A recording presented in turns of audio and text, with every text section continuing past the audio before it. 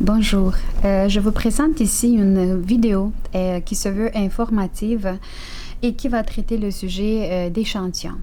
Qu'est-ce qu'un échantillon? À quoi sert-il? Pourquoi il est important de faire un échantillon avant de débuter un travail, un projet? Donc, c'est des questions auxquelles je vais essayer de répondre. Je fais cela parce que ça va éviter de vous parler en vide chaque fois quand je vous fais un tutoriel sur les bonnets, par exemple, les tuques. C'est surtout pour cette raison-là que je fais les échantillons. Il va y avoir plusieurs d'entre vous qui vont me demander en commentaire, mais comment est-ce que je peux savoir pour un tour de tête ou pour une fille de tel âge ou tel âge, comment est-ce que je peux savoir combien de mailles monter? Je fais cette vidéo justement pour répondre à ces questions. Je vais faire référence souvent à ce tutoriel, à cette vidéo, quand je vais présenter des tutoriels pour les tuques spécifiquement. Procédons au travail très vite. Et donc, voici ici 6 échantillons. J'ai ici 6 échantillons qui sont faits dans un fil qui a la même, c'est un fil qui vient de la marque Lanagato et qui a en 50 grammes 125 mètres. Sauf que je l'ai fait en ce fil-là, mais vous pouvez faire... C'est pour ça qu'il est important de faire un échantillon. Vous pouvez travailler avec n'importe quel fil, comme celui-là par exemple. L'épaisseur de ce fil-là, c'est un fil différent. Ça, c'est la laine mérino. Ça, c'est un fil alpaca et soie. Donc, ça va être même l'élasticité des fils est différente. L'épaisseur des fils est différente. Donc, d'où l'importance de faire un échantillon. Par contre, après avoir regardé cette vidéo et après avoir pris en compte certaines informations, vous allez être capable de travailler avec n'importe quel fil et faire des projets avec des tailles très ajustées, je dirais. Donc, vous allez avoir une taille juste, plus ou moins. J'aime pas la formulation plus ou moins dans ce sens. Ça va être vraiment très proche de la taille normale, de la taille habituelle. Alors, j'ai ici les 2 premiers échantillons sont faits de la même... ici, les couleurs sont différentes, mais c'est le même fil. C'est un fil, comme je disais tantôt, j'ai fait des petites étiquettes ici en arrière pour me guider quand je vais vous parler. Donc, Lanagato, 50 grammes, 125 mètres. Ce premier échantillon, ça a été tricoté avec des aiguilles de 3 mm l'épaisseur et le fil, il est mis en 1. Donc, c'est un seul fil. Celui-là, c'est aussi un échantillon, même fil, même marque. Aussi, le fil est mis en 1, un seul fil, sauf que celui-là, il est fait avec des aiguilles de 4 mm épaisseur. Déjà, quand on le regarde, vous voyez la différence. Celui-là, il est plus dense. Là, le tricot est plus dense et plus élastique aussi. Celui-là, le tricot est plus léger. Il est élastique aussi, mais le tricot, il est vraiment très léger parce que les aiguilles étaient plus grosses. Donc, vous comprenez, l'épaisseur, elle est plus grande que celui-là.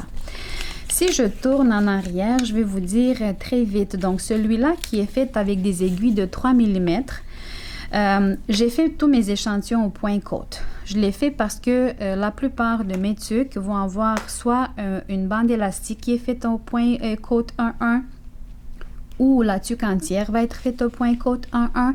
Donc, je l'ai fait puis c'était plus vite pour moi de le faire. Vous, quand vous allez faire votre échantillon à vous, si vous voulez faire un cardigan et le point de base dans ce cardigan, c'est le point mousse, vous allez faire vos échantillons au point mousse.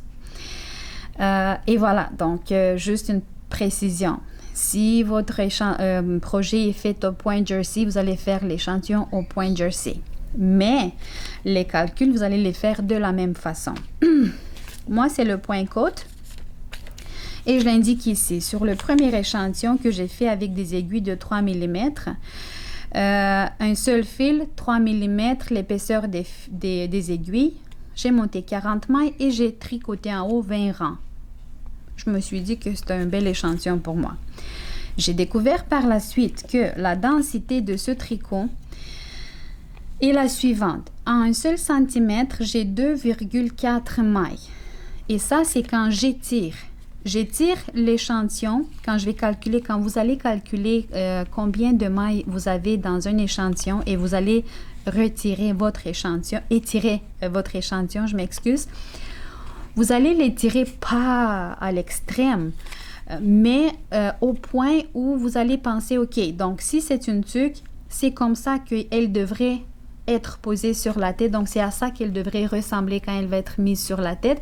Donc, c'est dans cet état que je vais calculer combien de mailles j'ai en un seul centimètre. D'abord, je vais prendre ma bande métrique. Je vais étirer l'échantillon. Je vais voir où est-ce que j'ai 10 cm.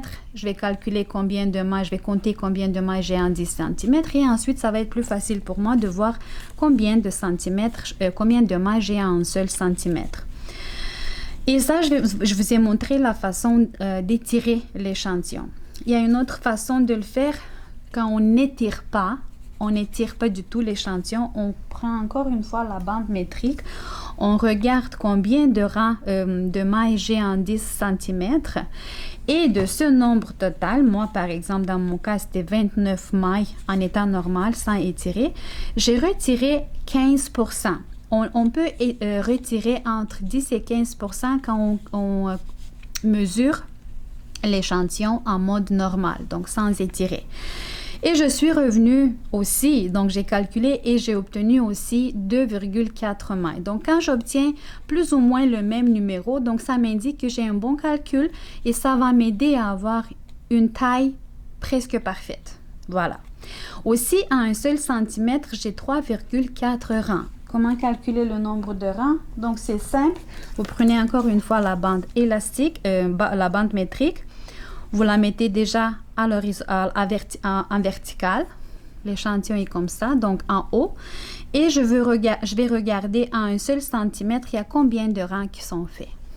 Donc, moi, j'ai fait tous mes calculs avant que je débute la vidéo pour ne pas prendre le temps. Donc, je vois qu'ici, j'ai 3,4 rangs. Contrairement à cet échantillon qui a été fait avec des aiguilles de 3 mm, j'ai ici l'autre qui a été fait avec 4 mm et mes données vont être différentes. Donc, c'est pour ça que j'insiste beaucoup. Faites un échantillon. Si vous pensez que votre fil, il peut être très épais, par exemple, vous pouvez avoir en 50 grammes 60 mètres. Donc, c'est presque la moitié. Donc, le fil, il va être vraiment épais.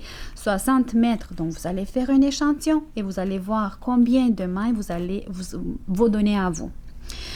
Donc, vous voyez ici, c'est une différence de 0,3 mailles. Ici, j'ai 2,1, ici, j'ai 2,4. Et c'est le même fil et le fil est mis en 1. Mais si je change la taille des aiguilles, j'obtiens des échantillons différents. C'est la même chose pour les autres, sauf que ici, j'ai fait l'échantillon en un seul fil. Ici, je l'ai fait en 2 fils. 2 fils, déjà, l'épaisseur, elle est différente. Plus épais que un seul fil, vous voyez. Et la densité du tricot, il va être différente. J'ai fait cet échantillon avec des aiguilles 4,5 mm et celui-là avec 5,5. Vous voyez la différence. D'où l'importance, encore une fois. Juste pour votre curiosité, quand j'ai fait l'échantillon en 2 fils, avec des aiguilles 4,5 mm, j'ai 1,7 mailles. Encore une fois, étirer, quand j'étire, j'ai plus ou moins le nombre de mailles exact. Quand j'étire pas, j'ai un nombre total de mailles, d'où je retire entre 10 et 15% du nombre total des mailles. Donc, voilà. Et j'ai 2,5 rangs en un seul centimètre. L'autre qui est fait avec des aiguilles de 5,5, j'ai 1,4 mailles. Ici, c'est 1,7. Ici, c'est 1,4. Différent. Ici, c'est le même fil, donc la même épaisseur de fil, mais ce sont des échantillons qui ont été faits en 3 fils. Il se peut des fois que vous tombez amoureuse ou amoureux d'un projet sur YouTube. Et comme moi, par exemple, l'hiver dernier, mon ami m'avait demandé de lui faire une tuque épaisse. La tuque qu'elle avait vue était faite en une laine très, très, très, très, très épaisse. J'en achète pas des laines épaisses comme ça. J'en avais des laines comme ça, de la laine mérino, mais comme ça. Alors, j'ai fait la tuque, j'ai fait des tests, j'ai fait des échantillons, j'ai mis la laine en 3, en 4, en 5. J'ai vu plus ou moins qu'est-ce que ça donne et c'est là que j'ai pris les données pour faire les projets. Donc ici, c'est fait en 3 fils avec des aiguilles de 6 mm épaisseur et ça, c'est avec des aiguilles de 8 mm épaisseur. Donc, le nombre de mailles diffère. Ici, j'ai monté 18 mailles. Ici, j'ai monté 20 mailles. 20 mailles et 18 mailles et j'ai presque la taille identique des échantillons. Sauf que ça, c'est fait avec des aiguilles de 8 mm. C'est normal que ça va être plus gros. Même comme ça, quand on le regarde, on le voit la différence. Je vais m'arrêter ici, mais restez à l'affût. Il y a plusieurs tutoriels avec des tuques qui s'en viennent sur ma chaîne. Et c'est pour ça que j'ai considéré important de vous apporter cette vidéo informative pour vous donner des outils, comment calculer votre densité de tricot. Donc, comme je l'ai dit déjà, mais je le dis encore une fois, vous pouvez faire ça avec n'importe quel fil vous avez. Vous prenez le fil, vous le mettez, vous faites des essais. C'est mieux. Je vais terminer sur cette note-là. C'est mieux de faire un échantillon, prendre le temps, prendre entre 10 et 20 minutes, faire un échantillon, avoir des calculs, des bons calculs, avoir des données précises que de faire le projet. Puis finalement, quand vous êtes rendu à la moitié du projet, puis c'est un gros projet, donc vous vous rendez compte que c'est pas la bonne taille, et on défait. Tout ce travail-là, on le défait. Donc, voilà. L'importance, l'utilité, pourquoi on le fait et qu'est-ce qu'un échantillon. J'espère que j'ai répondu à ces questions. S'il y a des questions qui persistent encore après cette vidéo, n'hésitez pas à les mettre en commentaire. J'espère pouvoir répondre à toutes vos questions. Ça me fait plaisir de vous lire et de répondre aux questions.